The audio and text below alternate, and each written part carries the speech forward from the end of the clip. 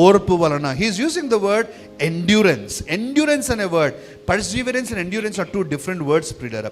Perseverance అనేది, endurance అనేది. Endurance అనే మాటకు బలమైన అర్థం ప్రియులారా.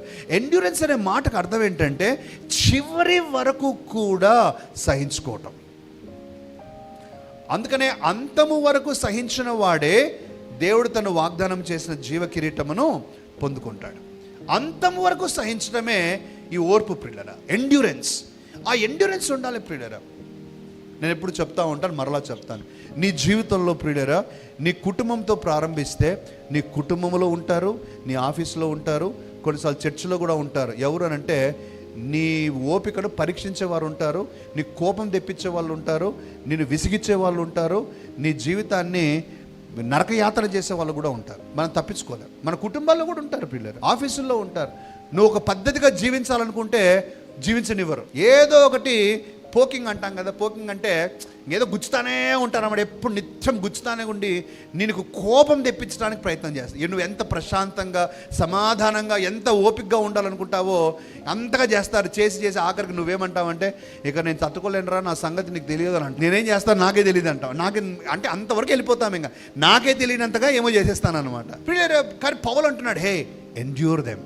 నువ్వు భరించాలి, సహించాలి. అలాంటి వారిని నువ్వు తప్పించుకోవాలి. చర్చిలలో కూడా ఉంటారు ప్రియులారా. అందుకని ఇందాక ఉదాహరణ చెప్పాను కదా, నీకు పూలు అంటే పడదు, నీ ముందే కూర్చుంటారు ఆ పూలు పెట్టుకొని. ఇంకా నీకేమో కడుపు తిప్పుతూ ఉంటుంది, నువ్వు మాత్రం భరించుకోవాల్సిందే. ప్రియులారా, కొంతమంది సెంటు కొట్టుకుంటే ఆ సెంటు భరించలేము. కానీ వాళ్ళు ఎందుకు ఆ సెంటు కొంటారో, ఎక్కడ కొంటారో, ఆ షాప్ పేరు ఏదో మనకు అసలు తెలియలేదు లేదు, అట్లాంటి సెంటు కొట్టుకుంటారు. కానీ భరించాలి. ఏం చేస్తావు? ఉరకలేవు కదా, ఇంకా నువ్వు ఎక్కడ పోలేవు కదా, తప్పదు. నీ పక్కన కూర్చొని పరీక్ష అదే. అంటే ఇట్స్ నాట్ అదే కాదు ప్రియులారా.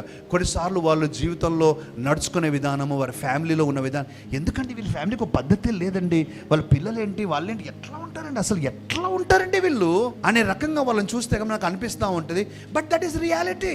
దట్ ఈస్ రియాలిటీ ప్రియులారా. మనం ఏం చేయలేం. మనం ఏం చేస్తాం? మనం ఏం చేయలేం ప్రియులారా. మనం we have to endure it. తప్పదు. కొన్నిసార్లు ఇళ్లలో కూడా ప్రియులారా, నీ కుటుంబీకులు వారు, నీ సొంతం బ్లడ్ రిలేషన్స్ వాళ్ళు నిన్ను విసిగిస్తూ ఉంటారు, కోపం తెప్పిస్తూ ఉంటారు, నీ ఓపికను పరీక్షిస్తూ ఉంటారు. తప్పదు, ఇంకా అక్కడే ఉండాలి. మ్యాక్సిమం అంటే పక్క రూమ్కి వెళ్తాం అంతేగా, ఇంటి వదిలిపెట్టి పోలేంగా. You have to endure them, you have to take care of it. తప్పదు. ఇంక అదే అంటున్నాడు Paul, hey you have to learn it. ఆలోచించండి ప్రియులారా. ఒక మంచి ఉదాహరణ చెప్తాను. నేను ఒక ప్రశ్న వేస్తాను ప్రియులారా. యూదా ఇస్కరియోతును యేసుక్రీస్తు ఎన్నుకున్నప్పుడు, పిలిచినప్పుడు, యూదా ఇస్కరియోతు యేసుక్రీస్తును సిలువకు అప్పగిస్తాడు అని యేసుక్రీస్తుకు తెలుసా తెలీదా? కంపల్సరీ తెలుసు, 100% తెలుసు. కానీ భరించాడా? భరించాడు ప్రియులారా.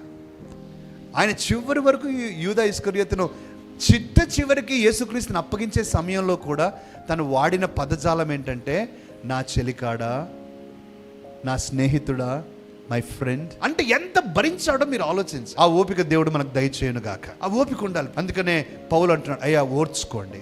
ఎప్పటికలా ఉంటారు కొంతమంది, ఉంటారయ్యా మీరు భరించుకోవాల్సిందే, తప్పదు అనే మాటను చెప్తున్నాడు.